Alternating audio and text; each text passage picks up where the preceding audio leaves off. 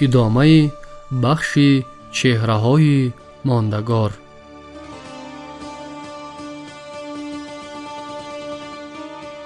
دیرتر او با وصایت پدرش فیلیپ دو مدت چند علم‌های مختلف زمان، فلسفه و دستاوردهای تمدن یونانی را از عالم و فیلسوف مشهور ارسطو می‌آموزد.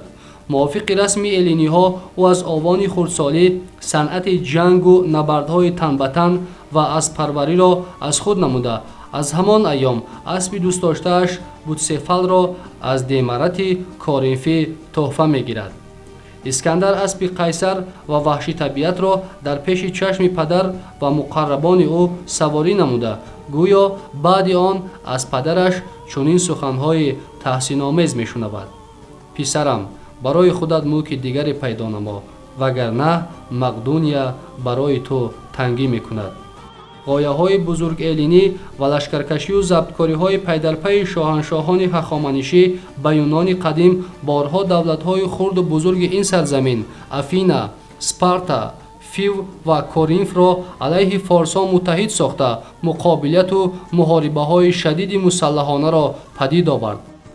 بعد پرقوت شدن مقدونیه، فیلیپ دو سیاست متحدسازی دولت‌های جداگانه یونان را پیش گرفته پس از محاربه خیرانه در سال 338 پیش از میلاد به صلح میان دولت‌های یونان زمین موفق شد که آن در تاریخ چون اتفاق دولت‌های الینی شهرت یافته است. برای رعایت سازشنامه و حل مشکلات پیش آمده به طور منتظم در کورینف جمع آمدی سینهدریون شورای مخصوص دایر می‌گردید که این شورا شاه مقدونیه فیلیپ دو را گگمان و سرفرمانده قشون‌های متحده دولت‌های الینی تعیین کرده بود. ناگفته نماند که اسکندر مقدونی در محاربه خیرانه در 18 سالگی قشون‌های سواره فلنگه راست را سروری نموده، سربازان سواره فیونی را به عقب نشینی وادار نمود و استعداد لشکرکشی خود را نمایش داد.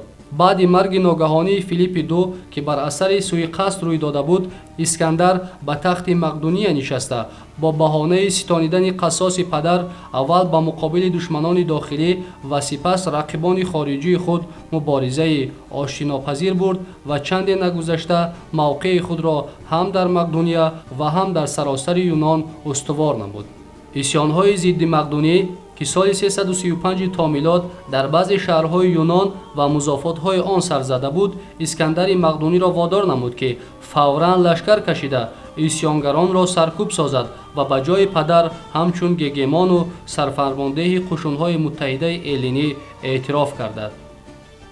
قشون‌های دارای سه برای استوار نمودن مقام خود در آسیای خرد و ساحل‌های بحر میانه زمین، همچنین از جهت مالیوی دستگیری کردن شهر و مضافات‌های آشوب کرده بر ضد مقدونیان چندان قرار نگرفت و عاقبت هجوم اسکندر مقدونی را به امپریای پهناور هخامنشی‌ها سال 334 پیش از میلاد به بار آورد.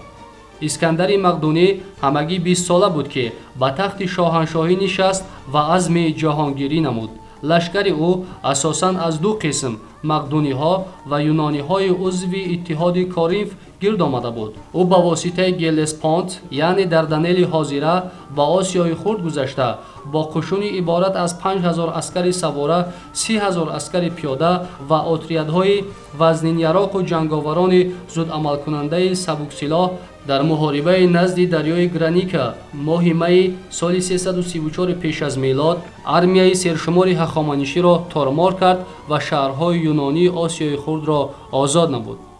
با قشون اسکندر مقدونی سرلشکرانی با استعداد پرمنیان، انتیپاتر، فیلوتا، پتولمی لگ، پردیکا و دیگران سروری می‌کردند.